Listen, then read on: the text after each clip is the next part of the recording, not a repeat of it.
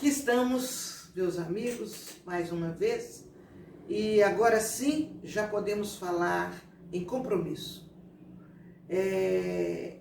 Com os amorosos convites de vocês, que deixam a gente não apenas sensibilizado, mas o compromisso aumenta. Nós, na nossa Sociedade Espírita Maria Nunes, decidimos que uma vez por semana, às quartas-feiras, estarei conversando com vocês por 15 minutos. Se passar um pouquinho, 20 minutos. Nós não temos o direito de roubar muito tempo de vocês. Então, toda semana estarei aqui conversando um pouquinho.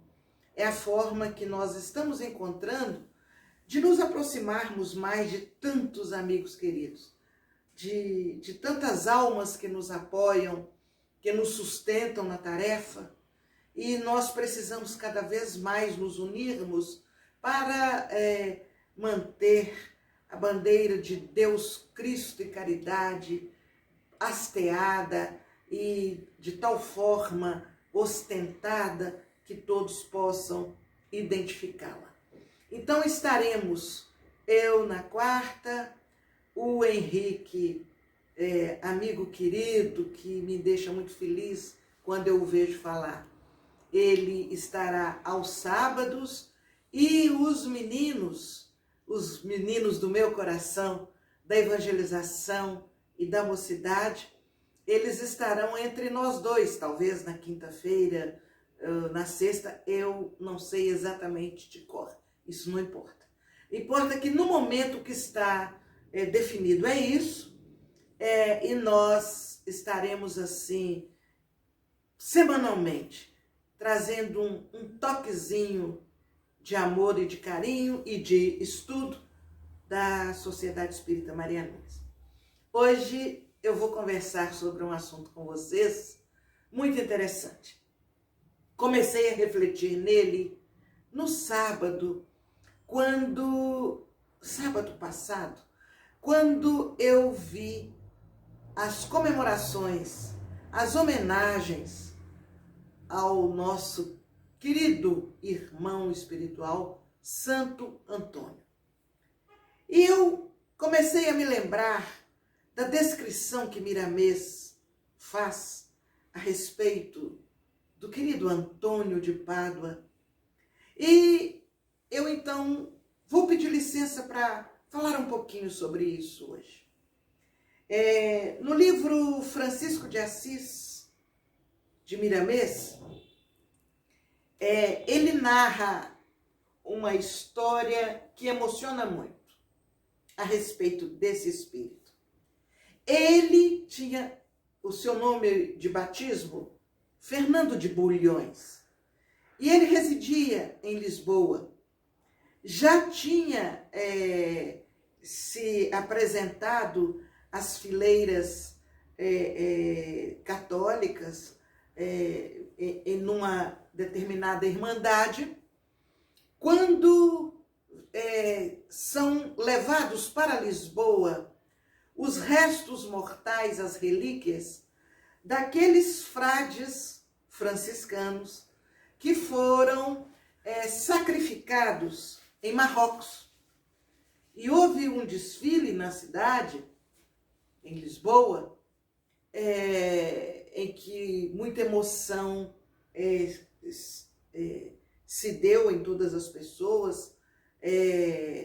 A imperatriz lá estava também, acompanhando o desfile, e foi tudo muito triste, foi um impacto muito forte. E nós sabemos que todo sacrifício, ele tem a força propulsora para levar as criaturas ao bem. Principalmente quando esse sacrifício é coletivo, quando a dor bate de uma forma coletiva, e essa dor pode ser pela revolta, pela inconformação, pela insatisfação, mas quando bate esse sacrifício ele tem a força de promover o progresso. E aconteceu isso com Fernando de Bulhões. Quando ele, de longe, assistia aquele desfile, emocionado, entristecido, como todos os outros que ali estavam, ele sentiu dentro de si uma força luminosa que começou a fazê-lo pensar. E ele teve vontade de seguir o caminho daqueles que foram sacrificados, aqueles jovens frades que foram sacrificados. E na medida que ele vai sentindo aquela vontade, ele se entrega à oração, ele se entrega à meditação, a refletir o que ele poderia fazer para seguir o caminho daqueles frades. Já que eles se sacrificaram, ou melhor, foram também sacrificados por amor a uma causa da divulgação do Evangelho, ele queria seguir o mesmo caminho. E naquele momento de oração e de meditação, ele sente a presença luminosa de amigos espirituais que o intuem a buscar o caminho dos franciscanos. Então, ele se despede do outro grupo religioso ao qual ele pertencia, onde ele se vestia sempre todo de branco, e ele opta, por orientação dessa presença espiritual, por uma situação não é de pobreza, de simplicidade, de naturalidade diante da vida, inclusive na maneira de se vestir. Me desculpem, eu não estou chorando. É que de quando em quando os que me conhecem sabem que meus olhos resolvem interferir no nosso trabalho. Não é bem interferir, eles participam do trabalho. Então, bom, mas se eu estiver chorando também não tem importância. Mas eu quero explicar para que vocês não se preocupem. Eu estou, graças a Deus, muito bem. Aí, na medida que ele opta por ser também um frade franciscano, ele segue o caminho para a África e começa a trabalhar na divulgação do Evangelho. Mas a força do compromisso, vejam bem, prestemos atenção nisso. Às vezes a gente acha que um desastre é uma infelicidade. A força do compromisso o trouxe de volta, aí agora, primeiro para Portugal, depois para Sicília. O que aconteceu? Ele adoeceu. E na medida que ele adoece na África, ele não pôde ficar lá mais. Ele teve que voltar. Ele foi trazido pelos companheiros. E ele vem. E estando na Sicília, ele tem notícias que Francisco não está bem. O nosso querido Francisco de Assis. Já não estava bem de saúde. E ele, então, tenta fazer contato com o querido amigo que ele tanto amava, que ele tanto respeitava, que ele tanto admirava. E ele consegue estar com Francisco e começa a trabalhar de uma forma incansável, fazendo aquilo que Francisco fazia e muito mais, porque ele, na força da juventude, ele fazia com todo desvelo, com todo carinho, tudo aquilo de assistir aos necessitados, com o pãozinho que até hoje nós o homenageamos, né? A humanidade o homenageia, distribuindo pãozinho no seu dia, mas nós temos que fazer muito mais do que distribuir pãozinho.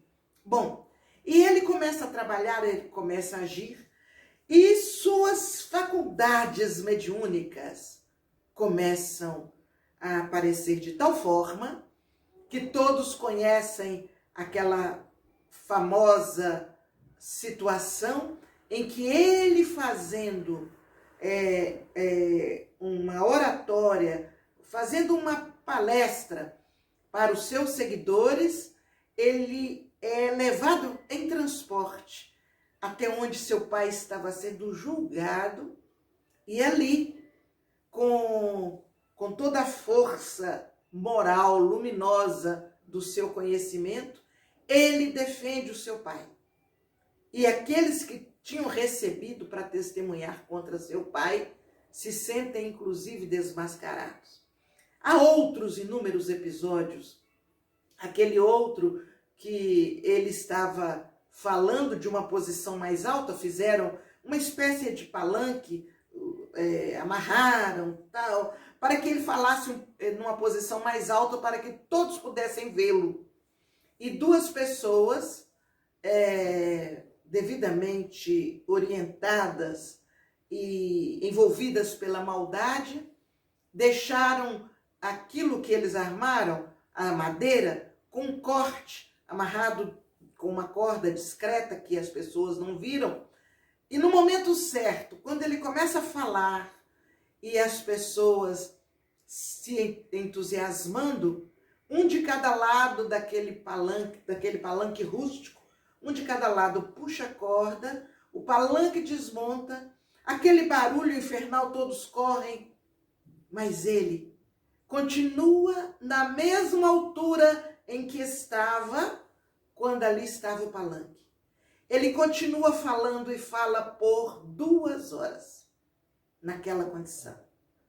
Fatos que, para muitos que não procuram conhecer, parece assim uma história milagrosa e tal, são fatos que mostram e testemunham a força moral, luminosa daquele ser altamente protegido pela espiritualidade superior.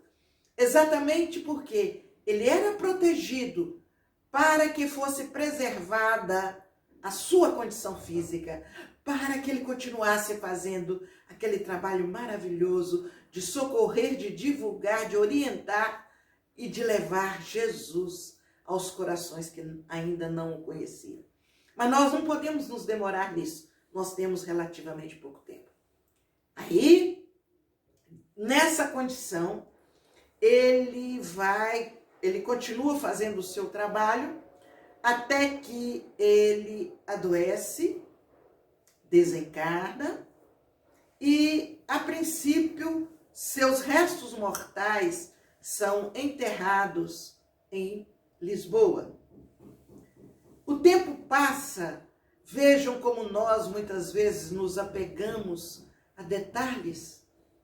Os nossos irmãos do país onde ele tanto trabalhou e desenvolveu a sua capacidade de amar e de servir, eles começaram a lutar pelos direitos de levar para lá os restos mortais de Antônio de Pádua, que primeiro, o seu nome de batismo, como eu disse, Fernando de Bulhões.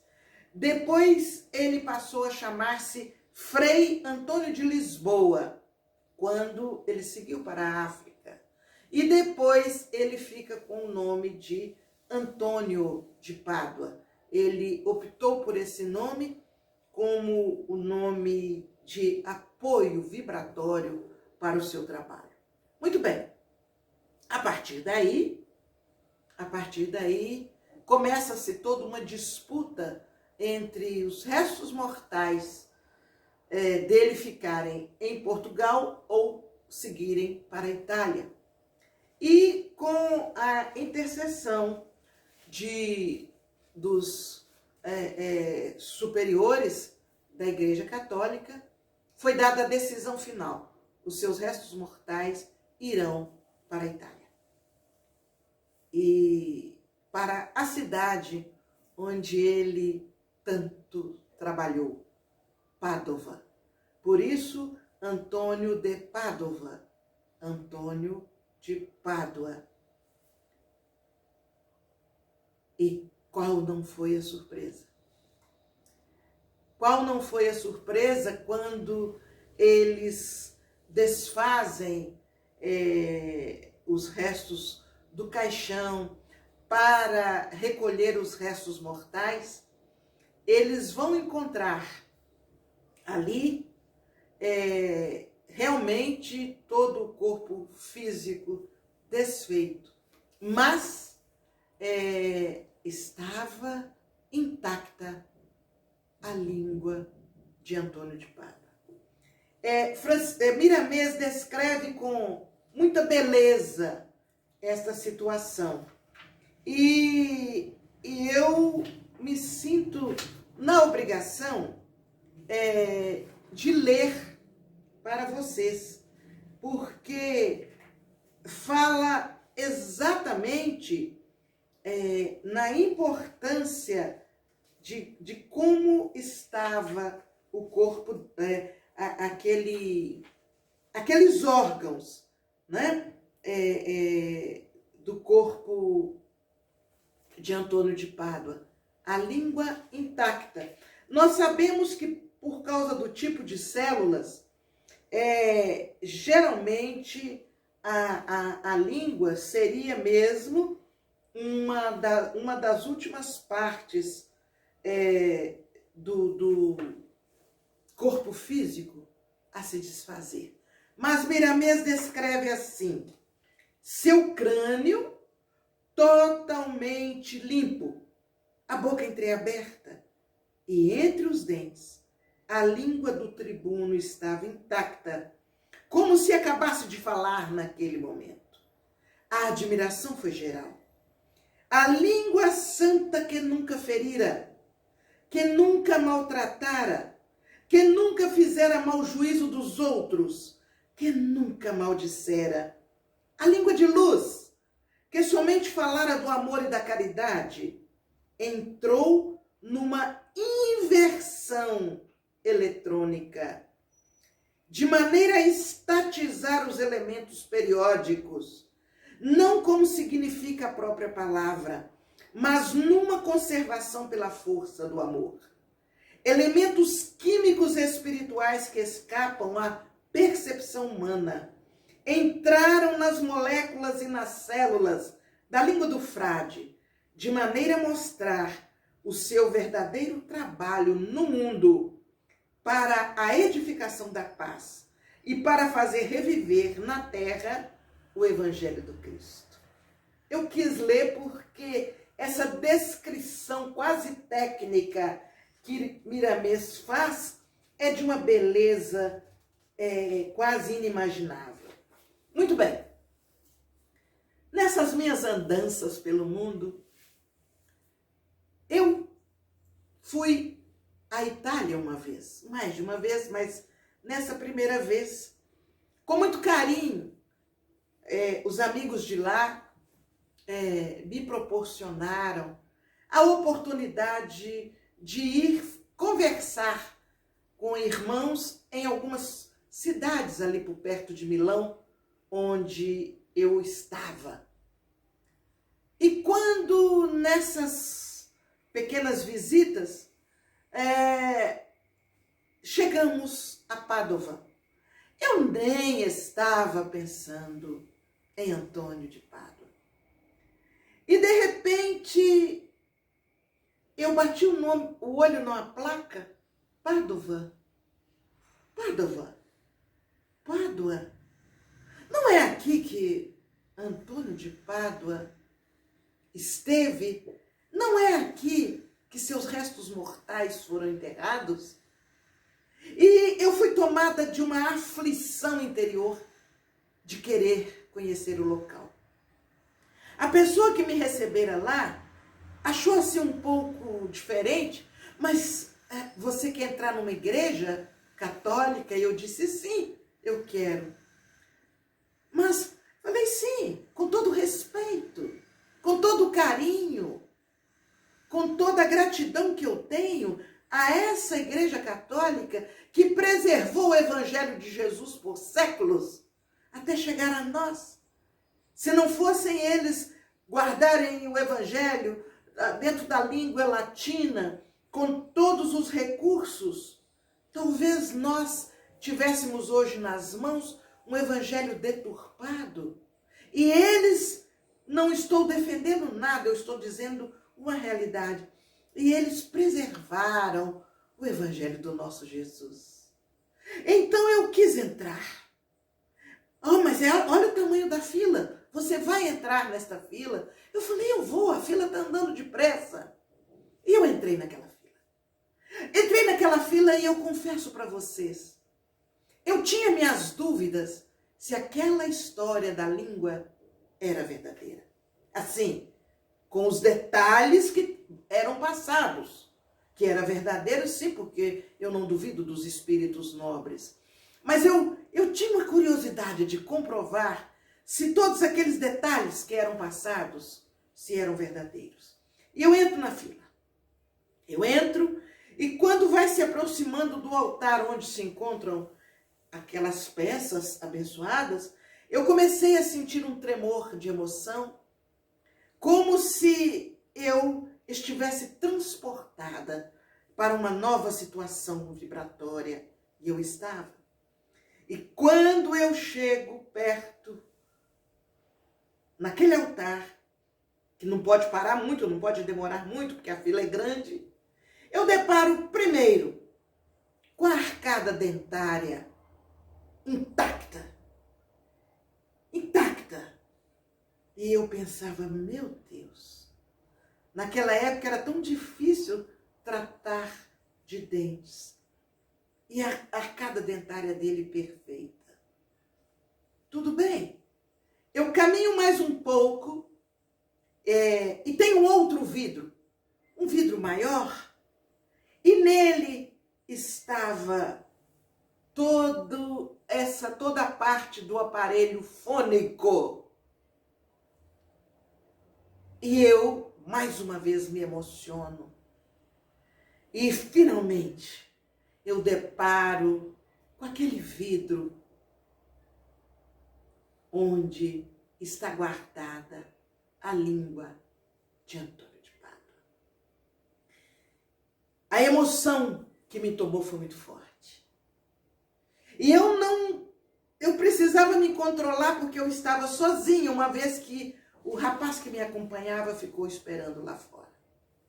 A emoção foi muito forte e naquele momento eu comecei a pensar: o que eu tenho feito da língua que eu recebi como bênção para me comunicar nesta encarnação? Como eu estou lidando com minha boca, com meus dentes, com meus órgãos fonadores, na tradução do ser que sou, filha de Deus, aqui reencarnada para poder progredir, para poder encontrar o caminho que me leva ao Pai, pela minha vontade de mudar, pelo meu esforço para autotransformar-me e pela condição de estudo e de trabalho que me são oferecidas como alavancas para que eu progrida. E emocionada eu fiz o percurso que a fila fazia, dando volta por trás de um celebrante que celebrava ali uma missa e saí numa outra porta e ganhei o espaço da praça. Mas eu já não era a mesma pessoa. Porque ali eu pude, em rápidos segundos, entender a importância de fazer com que este corpo, instrumento de vida que me foi oferecido, possa ser utilizado para o bem, para a paz, para o progresso, para a tolerância, para o perdão, para o amor. A partir dali, tenho me vigiado muito. De vez em quando eu me pergunto, quantos séculos precisarei viver? Quantas encarnações precisarei ter para que a minha língua, os meus dentes, os meus órgãos fonadores fiquem intactos, porque diz o Espírito Miramês, e agora é a frase importante. Aquela língua que nunca foi usada para o mal, até os vermes da terra respeitaram. Fica aí a pequena passagem do nosso querido Antônio de Pádua, para que aqueles que acreditam que ele é o santo casamenteiro e que distribui pãozinho para pobre, saibam que ele é muito mais do que isso. Espírito altamente luminoso, responsável por imensa falange de espíritos que socorrem, que ajudam, que protegem, que iluminam. Que possamos refletir sobre isso. Que Deus nos abençoe. Paz para todos nós.